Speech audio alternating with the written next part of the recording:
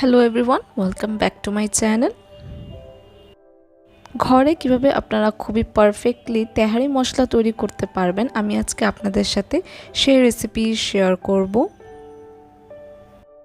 তেহারি মশলা তৈরি করতে প্রথমেই আমাদের লাগবে শুকনো মরিচ। এখানে আমি নিয়ে নিয়েছি প্রায় 7-8টার মতো শুকনো মরিচ। নিয়ে নিব প্রায় 2 টেবিল চামচের মতো এলাচ, আর নিয়ে নিব 3 টুকরার মতো কালো এলাচ। নিয়ে নিব প্রায় 10-12টার মতো লবঙ্গ, আর নিয়ে নিব 2টা জয়ফল।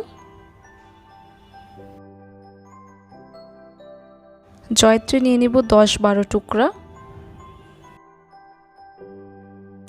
10-12টার মতো এখানে নিয়ে নিয়েছি দারচিনি।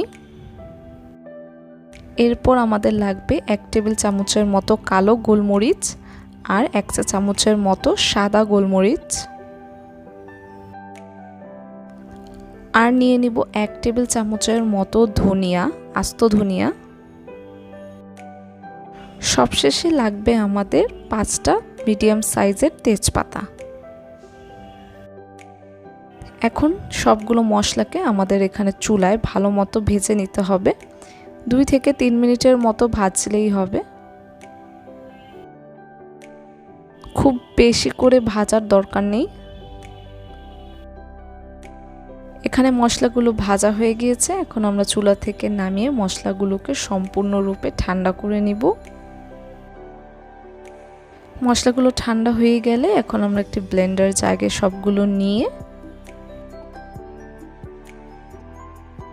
তেজপাতাগুলোকে এভাবে টুকরো করে নিব।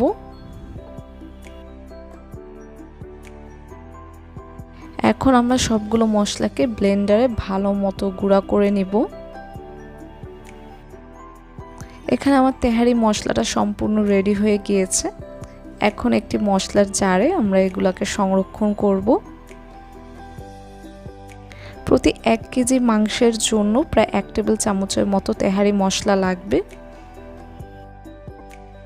বাহিরের কিনা মশলা থেকে বাসায় এভাবে করে তৈরি করে নিলে অনেক বেশি ভালো হয় টেস্ট, সেই সাথে স্বাস্থ্যসম্মত। আমার আজকের রেসিপি ভালো লাগলে অবশ্যই লাইক দেবেন এবং আমার চ্যানেলটিকে সাবস্ক্রাইব করবেন। আল্লাহ হাফেজ।